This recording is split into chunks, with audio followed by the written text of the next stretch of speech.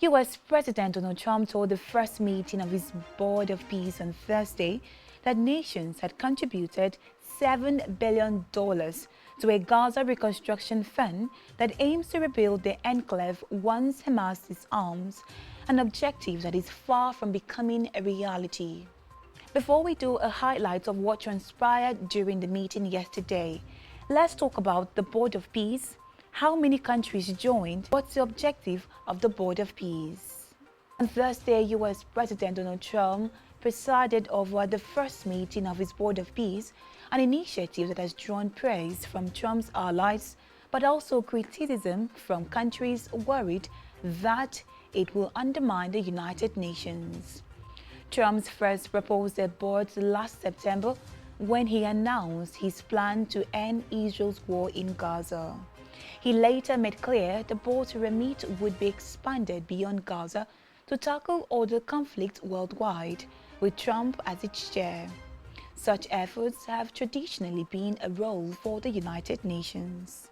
Member states would be limited to 3-year terms unless they pay $1 billion each to fund the board's activities and earn permanent membership, its charter said. Meanwhile, we have countries that have not joined the board, Washington's key Western allies, as well as major powers of global south, such as Brazil, India, Mexico, and South Africa have not accepted an offer to join. Leaders of Britain, the European Union, France, Germany, Norway, and Sweden have said they will not join the board. Brazil and Mexico have said they will not join the initiative, citing Palestinian absence from the board. The Vatican has not joined, saying efforts to handle crisis situation should be managed by the United Nations. China and Russia, both veto-wielding members of the United Nations Security Council, have not also joined. Let's look at key announcements from the summit yesterday. The event began with recognition of executive members of the Board of Peace, and later Trump was called to address the audience. Ladies and gentlemen, please welcome the President of the United States, Donald J. Trump.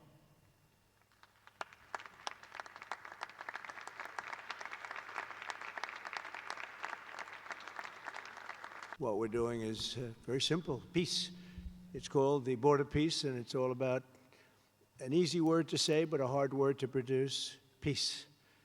But we're going to produce it, and we've been doing a really good job, and some of these leaders that are with us have helped me very much during just this first year. We have a first year like probably no other ever in our country, because we settled 8 wars and I think a 9th to come.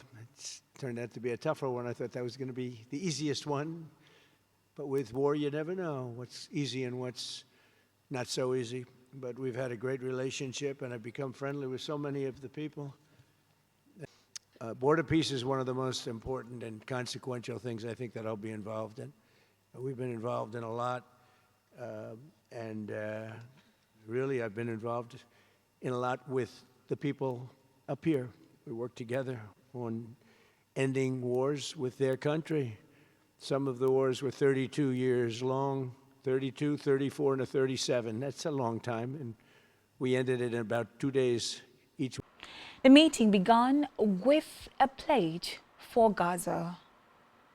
And the UN Office for Coordination of Humanitarian Assistance is raising $2 billion for the support of Gaza. Additionally, Japan has just committed to host an aid fundraiser, which will be a very big one. It's already successful. We know some of the numbers that are being talked about, which will be attended by other nations in the region, including South Korea, the Philippines, Singapore, and others. And I know that China is going to be involved, and I think Russia is going to be involved. I think they will be. I want to have everybody, get all sides, because it doesn't help when you have all sides with one ideology. You have to have everybody together for this. I'm also pleased to announce that FIFA We'll be helping to raise a total of $75 million for projects in Gaza. And I think they're soccer related, where you're doing fields and you're getting the greatest stars in the world to go there. People that are bigger stars than you and I, Johnny. I hate to say it, you know? The U.S. president also announced that 9 other members of the body pledged an additional $7 billion towards the Gaza relief package. The donors include Kazakhstan, Azerbaijan, UAE, Morocco, Qatar, Saudi Arabia, and Kuwait. While lauding the pledges, Trump faces the unresolved challenge of disarming Hamas, a sticking point that threatens to delay or even derail the Gaza ceasefire plan that his administration notched as a major foreign policy win. Meanwhile, the dollars promised, while significant, represent a small fraction of the estimated $70 billion needed to rebuild the territory decimated after 2 years of wars between Israel and Hamas. Trump also announced that the U.S. was pledging $10 billion for the board, but didn't specify what the money would be used for. It was also not clear whether the U.S. money would come from a sizable pledge that would need to be authorized by the Congress. I want to let you know that the United States is going to make a contribution of $10 billion to the Board of Peace. Thank you. And we've had great support for that number. And that number is a very small number when you look at that compared to the cost of war. Meanwhile, Trump touched on Iran and the United Nations. Tensions are high between the United States and Iran, as Trump has ordered one of the largest U.S. military buildups in the region in decades. One aircraft carrier group is already in the region and another is underway. Trump has warned Iran it will face American military action if it does not denuclearize, give up ballistic missiles, and halt funding to extremist proxy groups such as Hezbollah and Hamas. We do have some work to do with Iran. They can't have a nuclear weapon. It's very simple. You can't have peace in the Middle East if they have a nuclear weapon. And to join us on a path that will complete what we're doing. And if they join us, that'll be great. If they don't join us, that'll be great too. But it'll be a very different path. They cannot continue to threaten the stability of the entire region, and they must make a deal.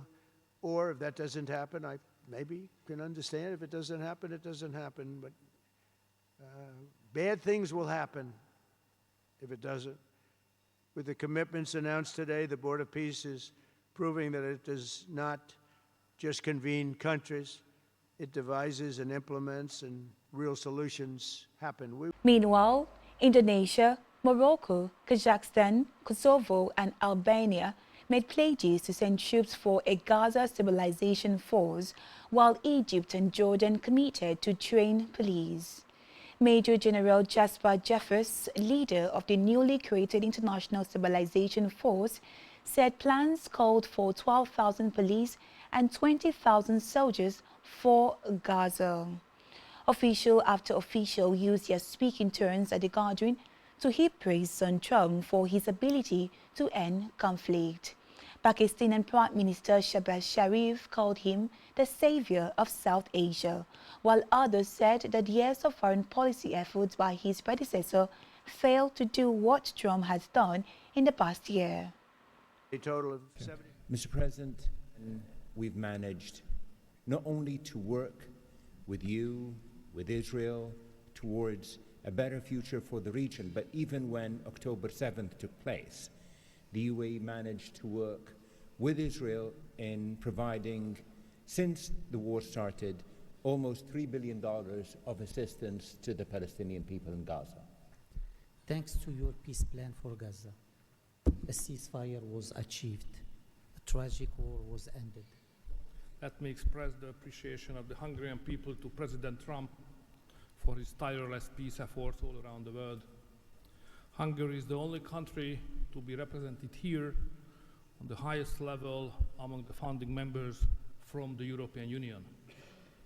I represent a country which has been living in the neighborhood of a brutal war for the last 4 years. We all know this war would not have broken out if President Trump had been in office at that time.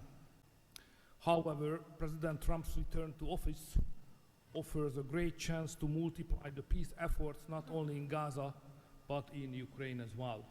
Thank you for bringing hope again, President Trump. I think that of the many things that you have achieved in the last 12 months as President of the U.S., I think the greatest thing, and I'm probably the youngest head of state here, is hope, President. We have lost hope about solving problems for many, many decades. A system that was broken, a system that was not able to bring solutions. Now we're seeing that thanks for your leadership, we are solving the issues. On behalf of Israel, I say thank you, Mr. Trump. Thank you for your leadership. This inaugural Board of Peace meeting in this holy month of Ramadan, and may God reward you and make you successful in your effort. Meanwhile, Turkish Foreign Minister Hakan Finder said Trump and others would there deserved thanks for their collective efforts on Gaza. But Finder, who said Turkey also was prepared to contribute troops to the stabilization force, cautioned that the situation remains precarious. Distinguished participants, after 2 years of immense suffering, ceasefire in Gaza has been achieved thanks to President Trump's personal engagement and our collective efforts. Yet the humanitarian situation remains fragile, and ceasefire violations continue to occur. A prompt, coordinated, and effective response is therefore essential.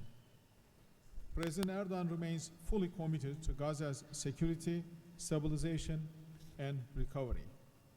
Turkey has already been providing immense amount of humanitarian assistance to Gaza. We can also contribute meaningfully to the rehabilitation of health and education sectors, as well as the training of the police force. In addition, we are prepared to provide troops to the International Stabilization Force. Mr. President, Turkey will continue to support your efforts towards a just and lasting peace. We remain convinced that the foundation of such peace is the two-state solution. Let us work towards that objective for the benefit. The president of FIFA wasn't left out. He also gave a detailed explanation of how FIFA hopes to help Gaza rebuild. Mr. President, we will unite the world here this summer during the World Cup, but if we truly want to unite the world, we need peace, of course. And this brings me to the second point, because today we announce a true partnership between the Board of Peace and FIFA, and I'm very proud and very happy to announce this. After having heard your presentations in Davos, I was feeling that we need to help, we need to do something. Everyone has to support peace. Everyone in this room, Mr. President, everyone outside of this room who would like to be in this room has to support peace as well. We all have to contribute for this, and that's why FIFA wants to contribute, because we don't have to just rebuild houses or schools or hospital or roads. We also have to rebuild and build people, emotion, hope, and trust. And this is what football, my sport, is about. As you all know, images speak louder and better than words, so we prepared a short video, and you can watch this video. I invite you to look at it carefully. Thank you very much. God bless peace, and God bless the Board of Peace. Ramadan Kareem. Thank you. In a world where conflict has silenced playgrounds and broken routines, there is one language that still unites hearts: football.